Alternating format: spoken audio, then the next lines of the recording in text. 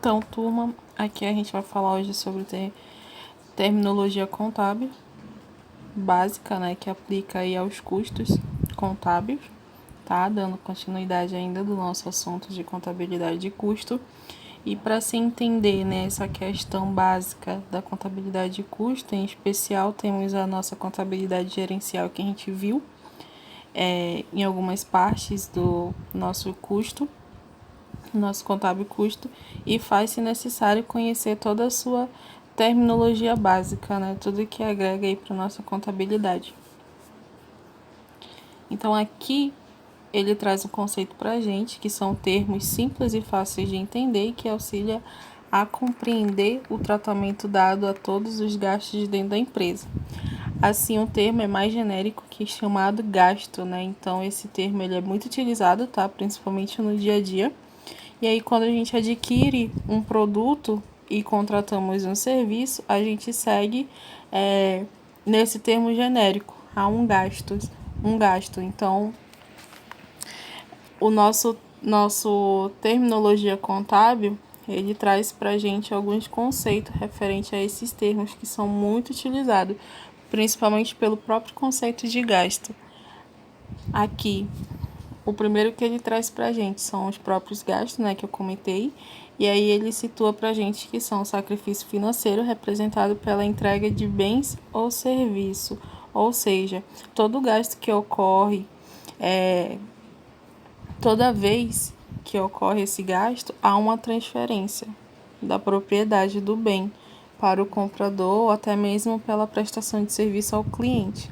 E aí podendo ser, né, concomitante ou não esse pagamento pelo bem ou pelo serviço, tá? E conceituando mais, esse gasto ele pode se dividir tanto no ativo e no não ativo. Caso ele faça parte ou não, né, do ativo da empresa, ele se faz essa divisão. E aí esses gastos ativos são todos os custos de investimento que a empresa obtém, tá? Esse em relação ao ativo e não ativo tem uma representação bem legal, mas lá na frente que eu vou mostrar para vocês em forma já de gráficozinho, tudo bem detalhado. E aí dando continuidade, a gente tem os custos.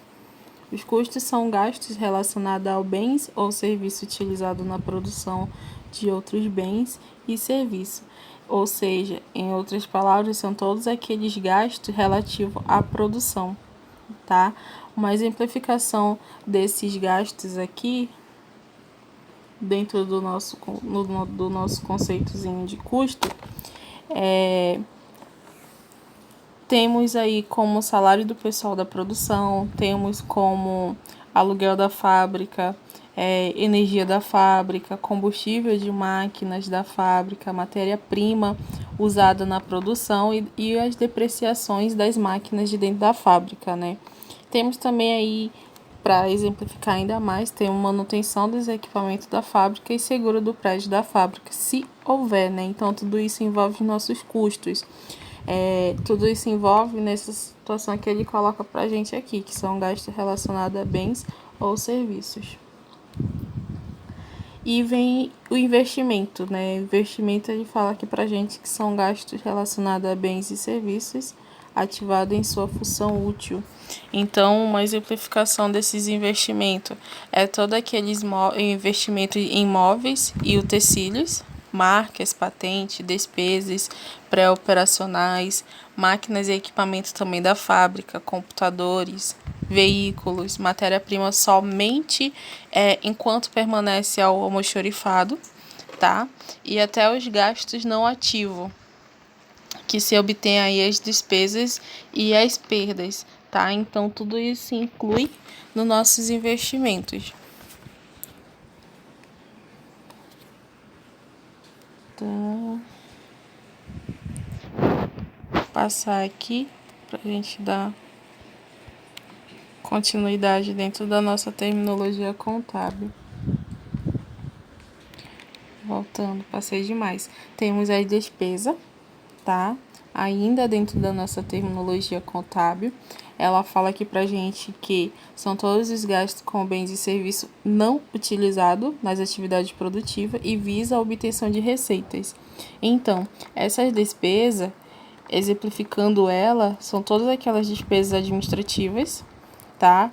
Como salário com executivo, materiais de expediente, depreciação de computadores da administração, despesa de vendas, comissão de vendedores também entra nas nossas despesas, tá? E as despesas financeiras, que entram nossos juros de pagamento pelo tal financiamento que a empresa também tem, tá bom? Então, isso são gastos de bem e serviço não utilizado, tá? Que ativa aí todas as partes produtivas e obtenção da receita da empresa.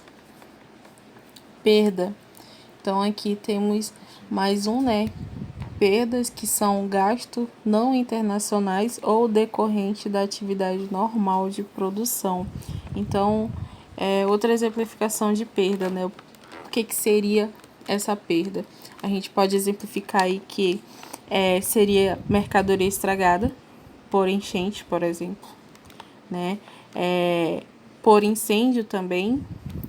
Temos greve, matéria-prima obsoleta, todos esses materiais que a gente que se gera perda, né? E perda para a empresa. E perda também em relação ao custo, tá?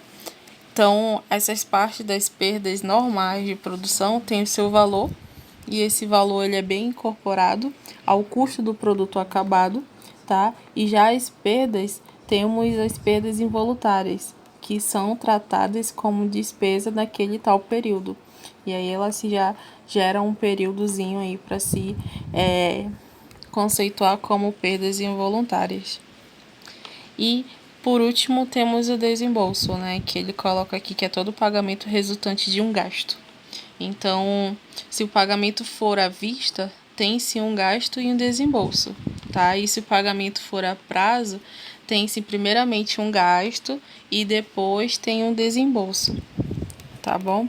E aí são termos, tá? Da nossa terminologia contábil, bem vista dentro das empresas, cada um trazendo uma conceituação diferente e uma visão, né, diferente de exercício e prática para aquele contador.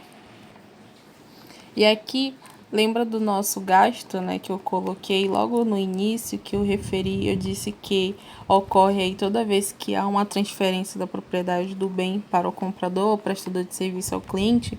E aí, eu citei também que ele se divide em dois, no ativo, no ativado, né, e no não ativado.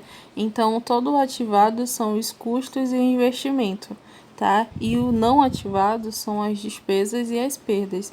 Lembrando a diferenciação de cada um, tá bom? Então, aqui o gasto, como ele coloquei para vocês, tem o ativado e o não ativado, tá? Não esquece aí que o nosso ativado é o custo e investimento e o não ativado é as despesas e perdas. É como se fosse também o nosso ativo e passivo, né? Todo ativo ele entra, todo passivo ele sai. Então aí a gente vê iguala um pouquinho o nosso ativo e passivo. E aí, terminando, né, a nossa contabilidade de custo, a gente entra na parte de contabilidade pública, que é bem interessante ter esse real conhecimento, porque a gente conhece muito sobre a lei, tá? Dentro desse ramo aqui da nossa contabilidade. Mas o que seria, né, essa contabilidade pública? Ela é toda uma ciência contábil, tá? Que tem aí um objetivo de captar, registrar e até mesmo interpretar os fenômenos que afetam as situações orçamentárias, tá bom?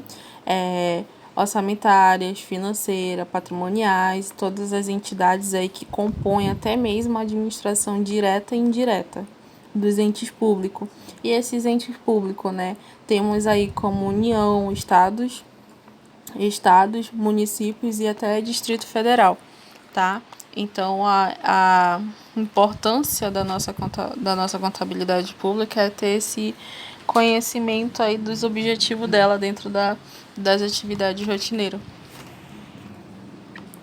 E aqui, como eu coloquei, né, pra gente no conceito da contabilidade pública, temos o nosso campo de atuação, que é um pouco parecido do campo de atuação lá da nossa contabilidade de custo, só que aqui ele rege toda a parte direta e indireta, tá? Aqui a gente tem a administração direta dos entes públicos, né? E a administração indireta, que traz aí autarquias, fundações, empresas públicas, sociedades e até mesmo a economia mista dos entes públicos. Então, o campo de atuação, ele também traz para a gente um objeto, tá? Uma finalidade, usuários, exercício e o regime contábil, tá bom? Então, qual o significado de cada um, né? O que ele pode agregar aí para o campo de atuação e até mesmo para mais conhecimento. O objeto é todo aquele patrimônio público, tá? Que são conjuntos de bens, direito e obrigações pertencentes ao Estado, tá bom? Essa finalidade tem aí para fornecer informações sobre a execução orçamentária, financeira e sobre o patrimônio público e suas variações ou até mesmo diversos usuários. Esses usuários são todos os gestores públicos, cidadãos e fornecedores, tá bom? Exercício, que na verdade lê-se exercício financeiro, tá? Coincide aí com o ano civil, de data em data. E o regime contábil, tá? Esse regime contábil pode ser também regime misto, lê-se também como regime misto, e segue aí com o regime de competência para as despesas e de caixa para as receitas, tá? Então, aí é todo aquele regime contábil que a gente obtém também dentro do nosso patrimônio líquido. No campo de atuação, tá? Ele coloca pra gente aí todas essas exemplificações pra gente ter mais conhecimento e aí a gente passa pro nosso... Peraí, voltando.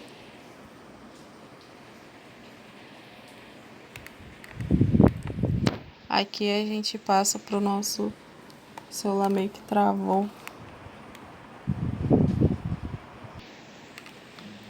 Agora destravou.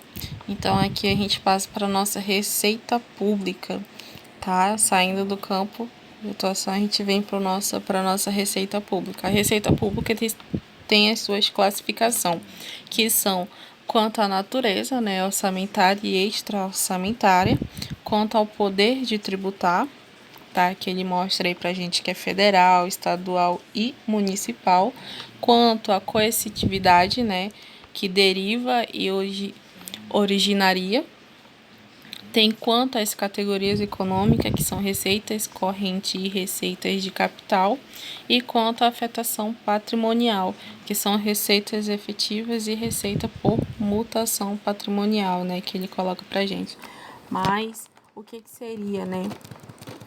Essa receita de classificação é todo aquele recolhimento de bens ao cofre público, tá bom? Não esquece desse detalhe. Então, quanto a orçamentário e extra-orçamentário, o que seria isso, né? Em relação ao orçamentário, é todo aquele orçamento referente a um plano financeiro estratégico e que faz a compreensão de uma previsão de receita e despesa futura, tá? Para um determinado exercício aí.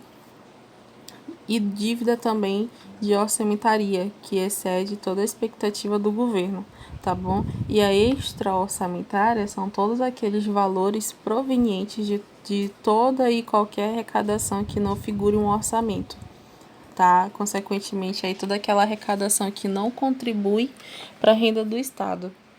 Então, isso seria a nossa extra-orçamentária. Tem aí no extra-orçamentário também todo o seu caráter, que é meio transitório e que também não se constitui propriamente em receita pública, mas sim se constitui em depósito de terceiro, tá? Então também tem o extra orçamentário que traz isso pra gente. Em relação a tributar, poder de tributar, né? Temos aí o nosso federal, estadual e municipal, então não rege muito. E enquanto a coercitividade que deriva e originaria, né? O que seria? Esse deriva são todas as receitas, tá? Que derivam dentro do patrimônio da sociedade, ou seja, do governo que obtém tributando a sociedade, tá? E originaria são todas as receitas que se originam a partir do nosso patrimônio dentro do Estado.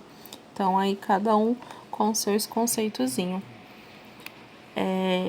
E coercitividade, né? O que seria coercitividade? Lembra que significa todas aquelas características relacionadas com o poder, com força, com padrões culturais dentro de uma sociedade e impõe aí todos os indivíduos que se entregam e obrigando esses indivíduos a cumprir os seus deveres, tá? Então, por isso que tem o deriva e originaria. E aqui temos as categorias econômicas, né? Receita corrente e receita de capital. Receitas corrente é todo aquele somatório de receita tributária, tá? De contribuições, patrimonial.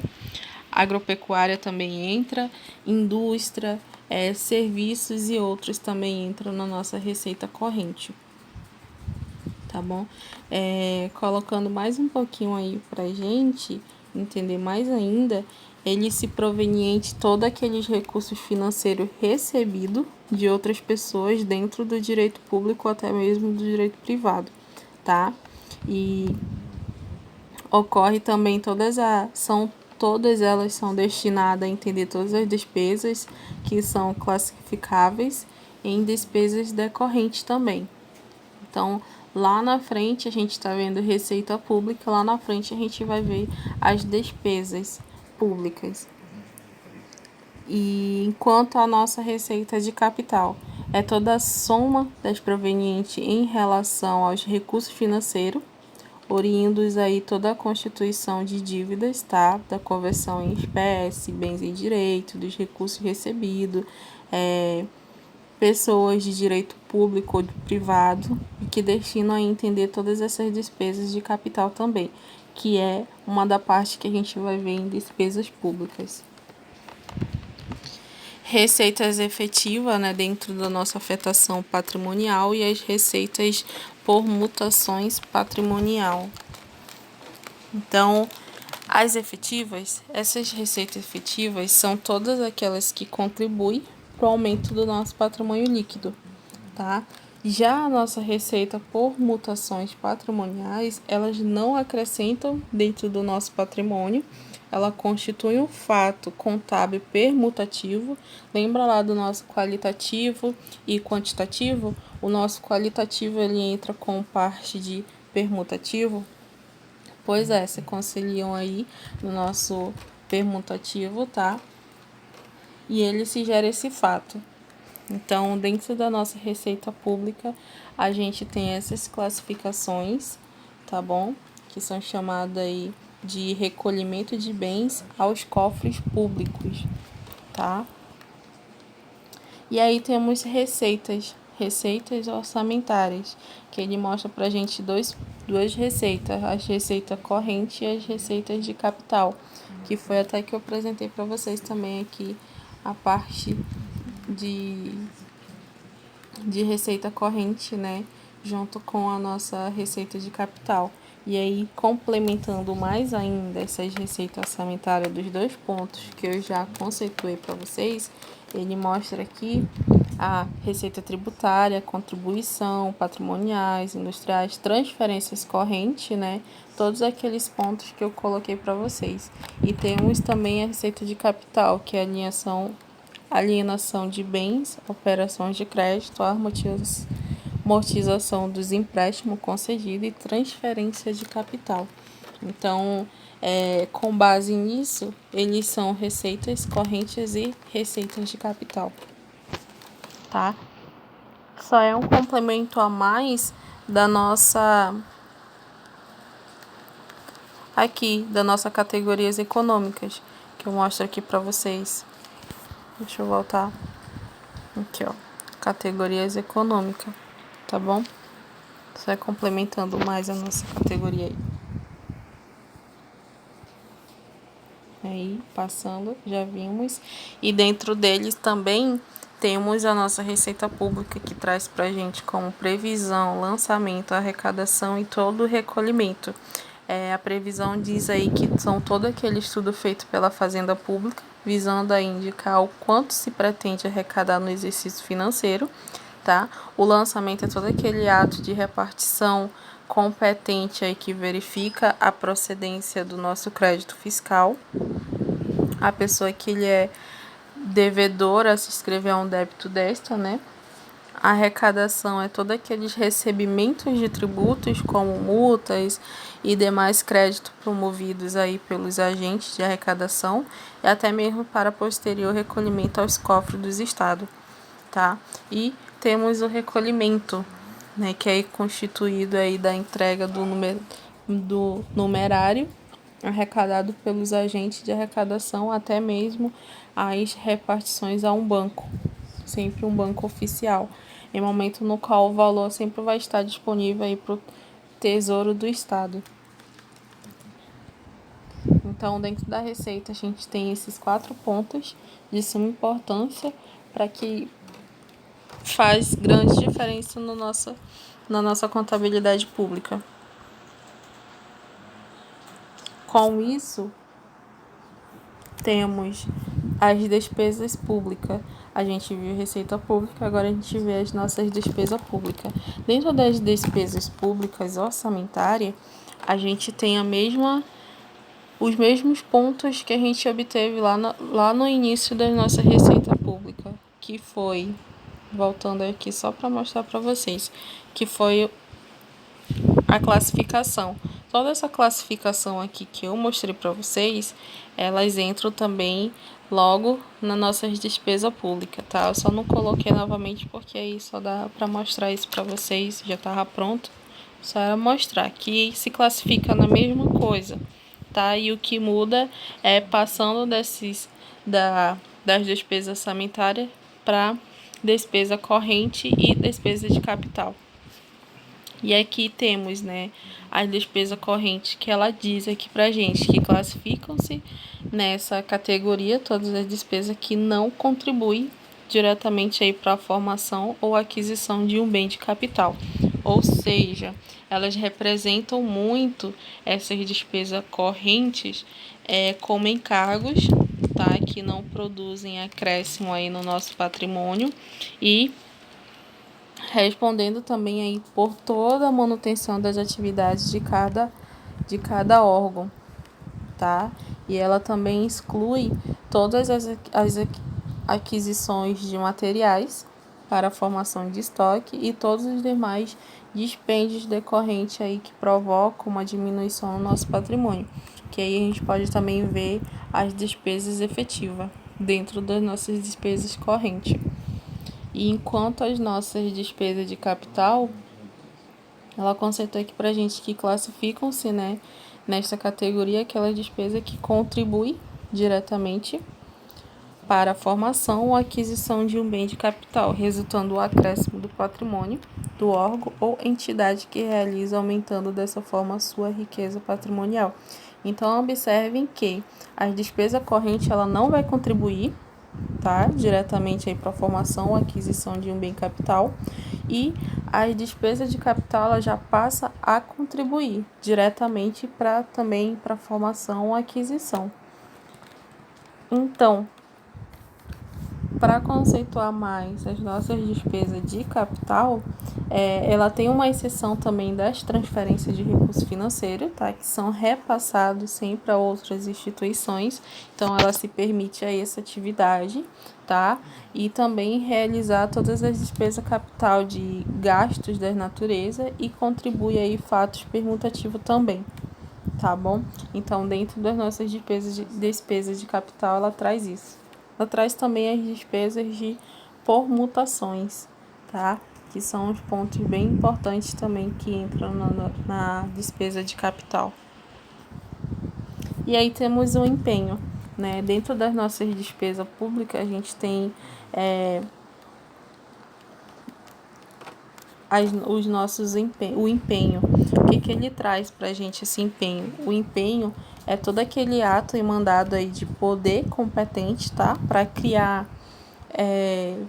para o Estado uma obrigação de pagamento pendente ou não de implemento aí de condição, tá? Que será cumprindo uma entrega de material.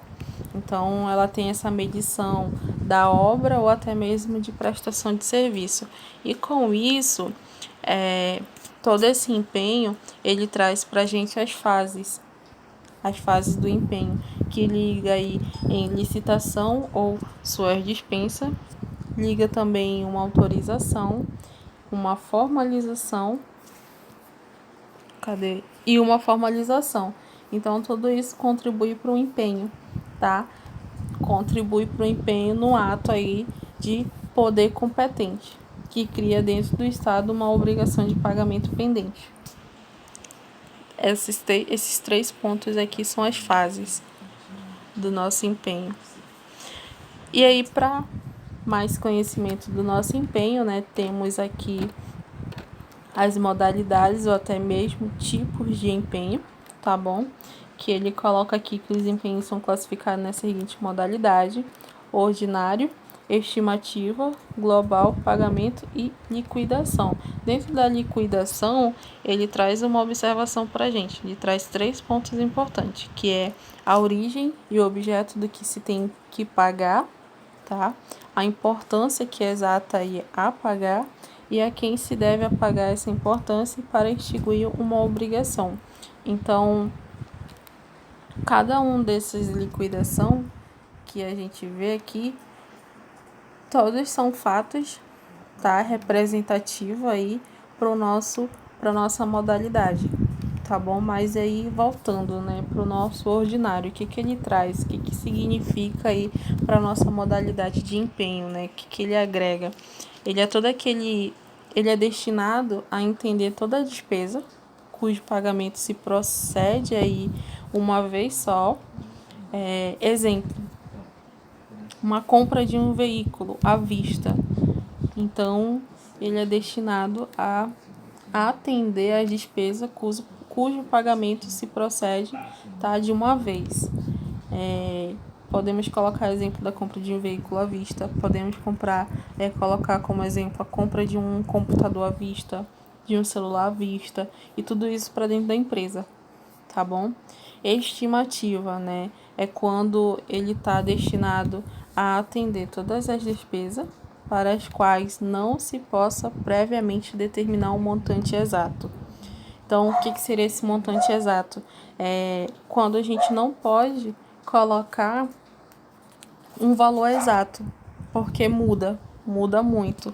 Então, a estimativa, uma exemplificação dessa estimativa é despesa com água, né?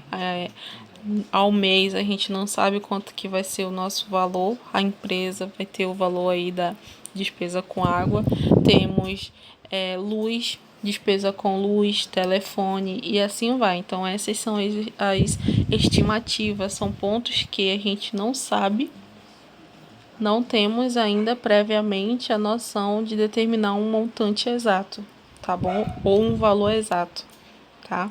Global é quando destina a entender todas as despesas contratuais e outras, né, sujeito a parcelamento, cujo o montante exato pode ser determinado.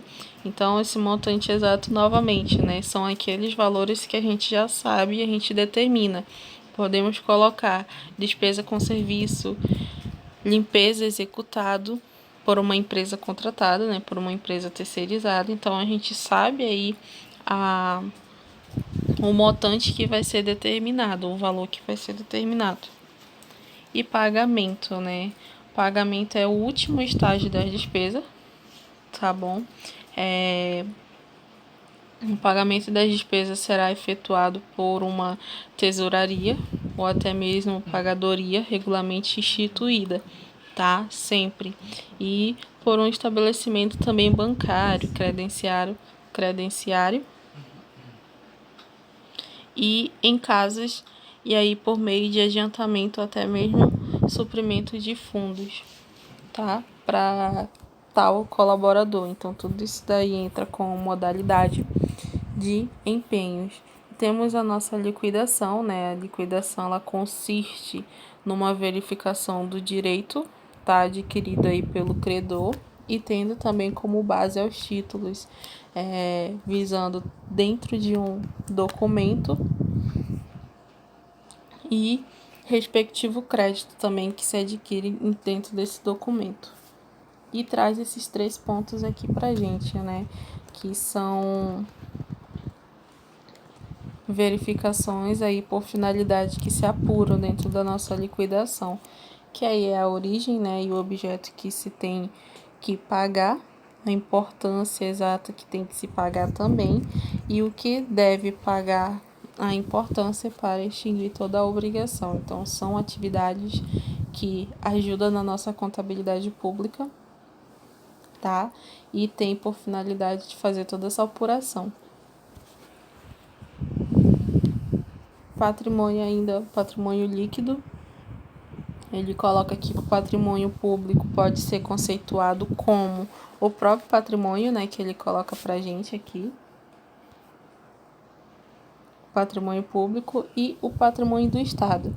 Mas há uma grande diferenciação nesses dois patrimônios, tanto o público quanto do Estado. O público é todo aquele conjunto de bens, direitos e obrigações de propriedade do Estado, tá bom? E enquanto o nosso patrimônio do Estado é todo aquele que constitui o conjunto de bens, valores, créditos e obrigações aí contendo todo econômico e as avaliáveis em moeda, tá? Colocando aí importância na fazenda pública e possuindo também a utilizar toda a consecução de seus objetivos. Tá bom? Então, há essa diferenciação do nosso patrimônio público para o nosso patrimônio do Estado. E aí temos os nossos bens públicos. Bens públicos têm as suas classificações, que mostra aqui pra gente os bens públicos, né, que podem ser classificados da seguinte forma: bens de uso comum, os bens de uso especial e os bens dominais ou dominicais, tá? Então, todos os 3 pontos da nossa classificação para bens públicos, eles são um conjunto, tá, de meios pelos quais o Estado desenvolve as suas atividades de prestação de serviço à comunidade, tá bom? Então, se gera aí como bens públicos. Se a gente for montar um razonete em cima das informações da nossa contabilidade pública, esse bens de uso comum, bens de uso especiais e bens de dominiais ou dominicais, elas entram na parte do nosso ativo, tá? E aí a gente faz toda aquela visãozinha do nosso razonete, do ativo e do passivo. Com isso, temos também o nosso orçamento público, né, que traz aqui pra gente todo o conceituamento, todo o orçamento que pode ser enfocado aí sobre diferentes aspectos: o administrativo, o contábil, o jurídico e o político, tá? E o que ele traz, né? Qual a visão que ele traz pra gente? Todos esses 4 pontos, todos esses 4 aspectos. O nosso administrativo é toda aquela expressão para determinado período de um programa de trabalho, tá? Já o nosso contábil, ela se traz uma demonstração que contrabalança de um lado a origem de um montante dos recursos e do outro a natureza de um montante de desperdícios, tá? É uma representatividade do nosso razonete, do nosso ativo e do nosso passivo, tá bom? E o jurídico é uma formalização legal, tá? Das receitas previstas ou até mesmo estimadas e das despesas fixadas, tá? Ou autorizadas, tá bom? Então, o nosso jurídico, o nosso aspecto jurídico, ele tem todo esse poder aí. O político é todo aquele compromisso do governo que vincula aí as autoridades e contribui, né, mediante todo o pacto com vista a alcançar um objetivo para obter metas, tá? Então aí esses esses 4 pontos, aspectos aqui que ele mostra pra gente, a gente observa que eles são bem diferentes, o enfoque deles são bem diferenciados. E aí a gente entra para as leis orçamentárias, né? As nossas leis orçamentárias, temos aqui, ele fala pra gente que o PPA é o Plano Plurianual, né?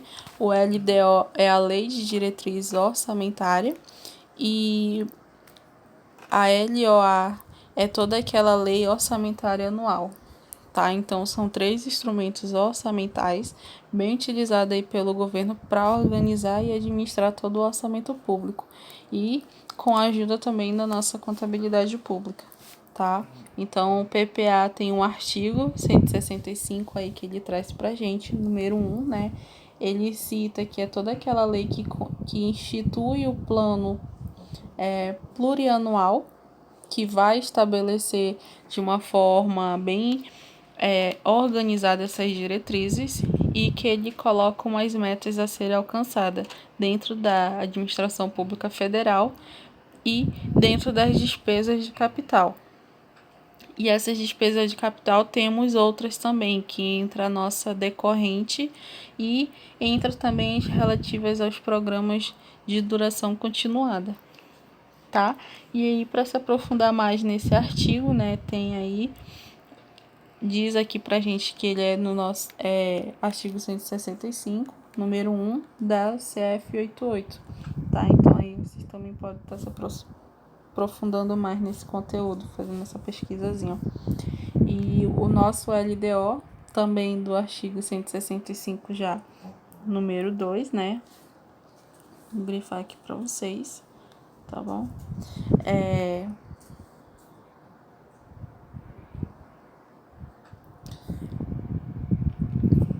É toda aquela lei de diretriz orçamentária que passa a compreender as metas e passa a avisar todas as prioridades da administração pública federal, tá bom? Ela inclui também as despesas de capital para o exercício financeiro,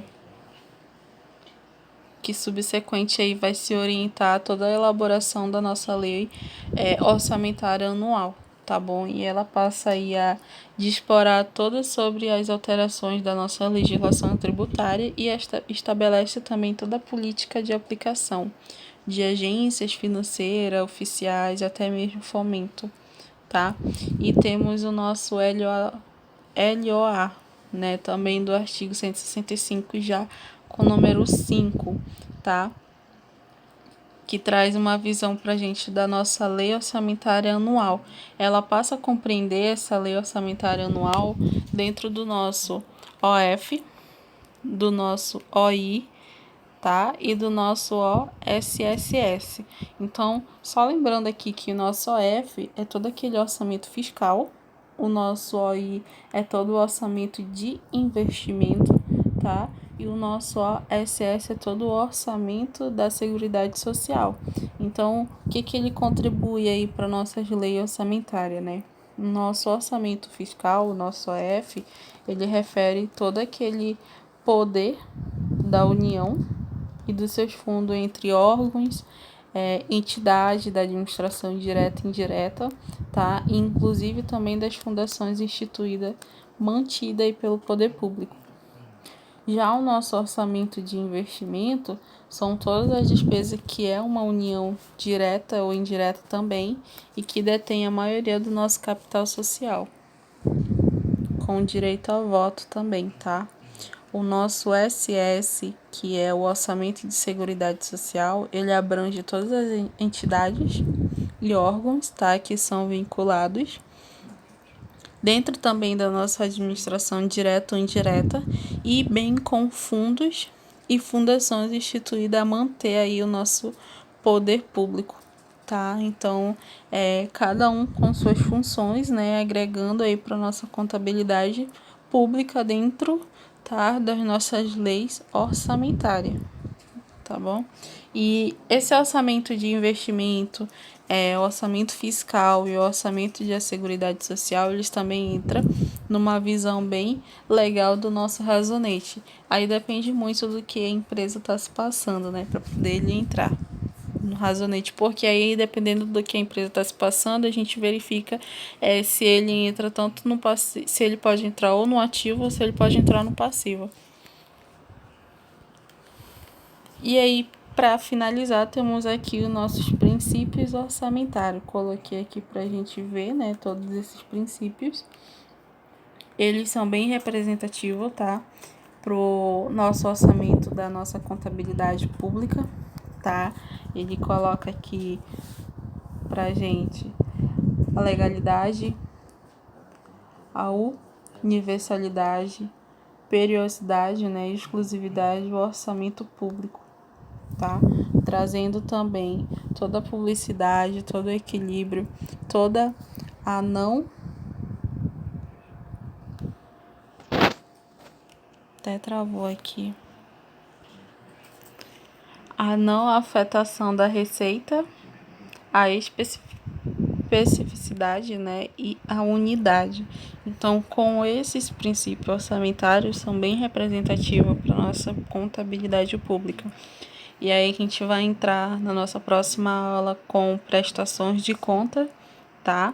Para contabilidade, que aí é um ponto mais importante ainda, todo aquele passo de prestação de conta, aquela solicitação, né, de cotas, prestações de cotas também entra, toda a contabilidade de terceiro setor, tá? E toda os tipos de entidade que são aí para nossa contabilidade. Então, para hoje, nosso conteúdo é esse. Se houver alguma dúvida, me perguntem, tá? Me chama lá no grupo, me chama lá no privado, faz a perguntazinha de vocês e tira uma dúvida. Não precisa ficar com medo de alguma coisa, tá? A gente tá aqui para aprender. Então é isso.